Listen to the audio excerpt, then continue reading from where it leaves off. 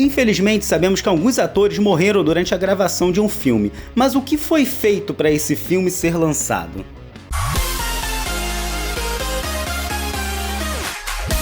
Bom dia, boa tarde, boa noite, galera, eu me chamo Gort e a gente sabe que, infelizmente, alguns atores acabam morrendo durante o filme em que eles estão ali atuando, eles estão participando. Mas o que o diretor e a equipe faz nesses casos? Eles cancelam o filme? Eles continuam o filme? Então, nesse vídeo de hoje a gente vai saber os principais casos onde isso aconteceu e o que eles fizeram para resolver o problema. Ah, a propósito, ia pedir aqui só para vocês largarem o dedo aqui no like ou se inscreverem, que aí vocês dão aquela força pra gente continuar trazendo esse tipo de conteúdo para vocês. E sem mais delongas, bora pro vídeo! Heath Ledger.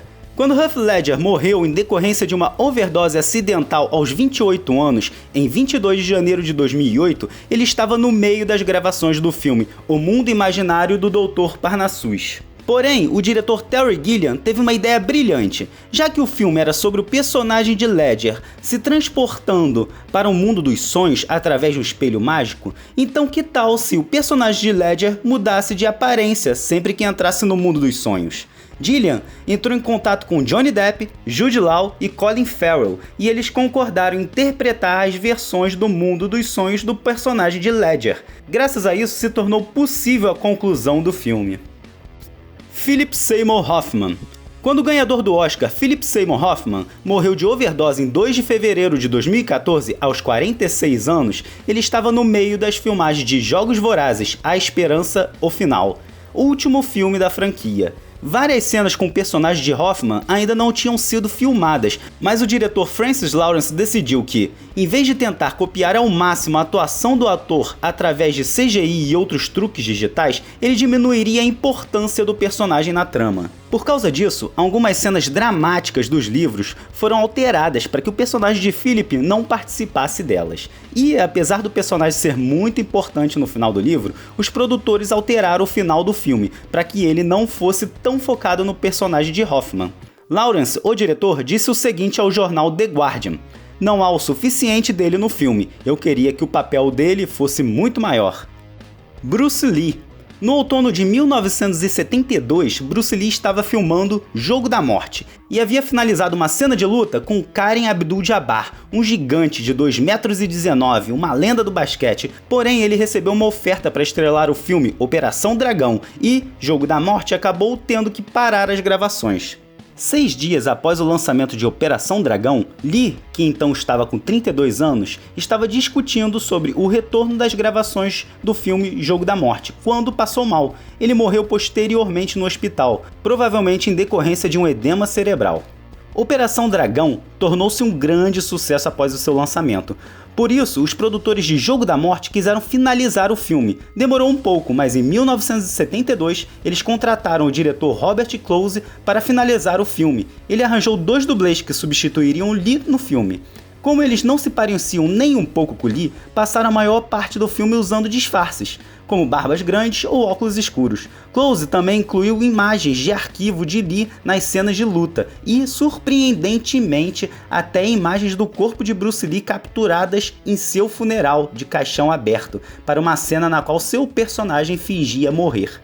Algumas pessoas acharam que a versão finalizada de Jogo da Morte foi um filme de super mau gosto, mas no geral ele fez sucesso entre o público e a crítica.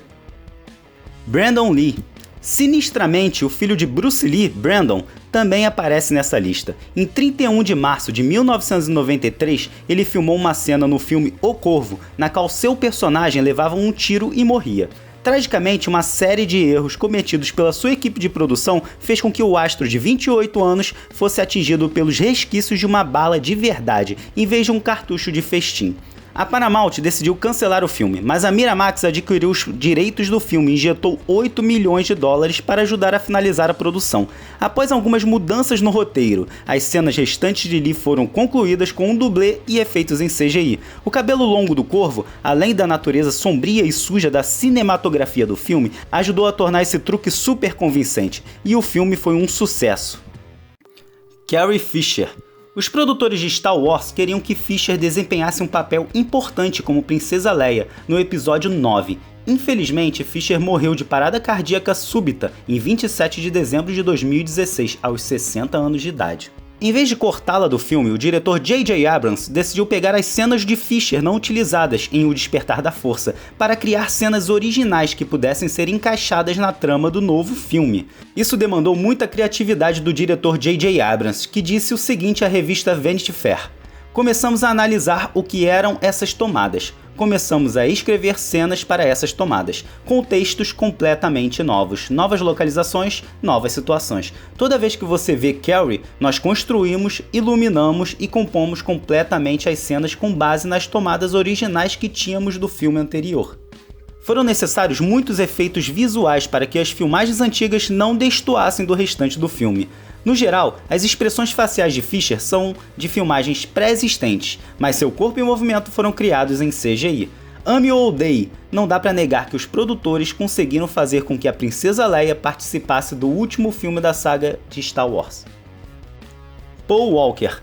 Quando Paul Walker morreu em um acidente de carro em 30 de novembro de 2013, aos 40 anos, deixou a franquia Velozes e Furiosos sem uma das suas principais estrelas no meio da produção de uma nova sequência. Apesar de todos os interesses envolvidos, o estúdio suspendeu a produção e durante o luto por Walker deixou o futuro do filme no ar. O diretor James Wan falou o seguinte em uma entrevista ao BuzzFeed: "Não queríamos falar sobre finalizar o filme antes do enterro e do memorial de Paul. Apenas nas semanas seguintes que começamos a pensar se daria para terminar o filme sem ele."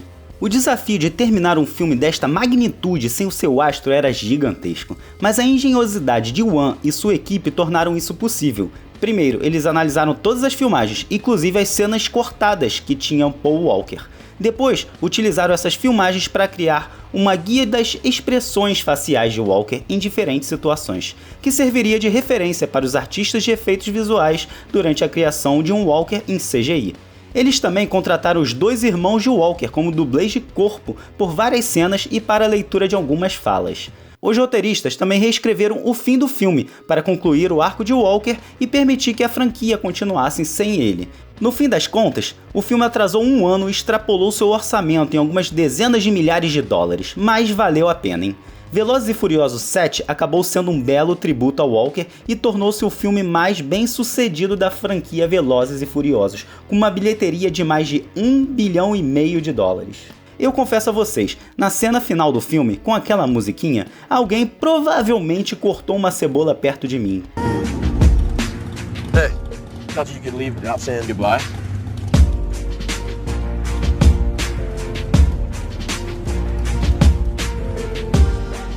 I used to say I lived my life a quarter mile at a time. And I think that's why we were brothers. Because you did too. No matter where you are, whether it's a quarter mile away or halfway across the world. We all change, we all grow, a new lane, but still The most important thing in life will always be the people in this room. Right here, right now. Salute me, familia. started out small to a real bond, cause we're brothers first, cause we're been through a lot, but it ain't over, we gon' keep it going. You'll always be with me. Change the game without even knowing. And you'll always be my brother. How can we not talk about family when family's all that we got? Everything I would do, you were standing there by my side, and now you gon' be there. Então, pessoal, por hoje é só. Espero que vocês tenham gostado e até a próxima. Valeu!